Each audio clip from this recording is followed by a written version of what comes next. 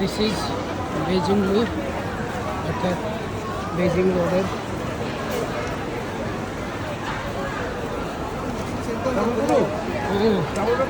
Yes. সামনে গেলে শিমন ভাই ব্র্যান্ডের যা আছে সব এখানে পাওয়া যাবে। ভাই আমি গরিব মানুষ, এত ব্র্যান্ড যেটা মানায় না না শরীরে যেটা মানে এটাই করি।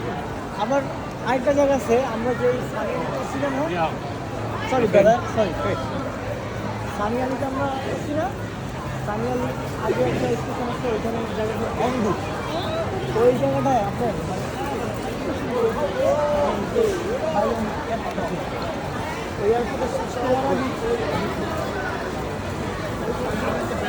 ভাই আমার কথা হচ্ছে আমার জেরক্স করলে মানে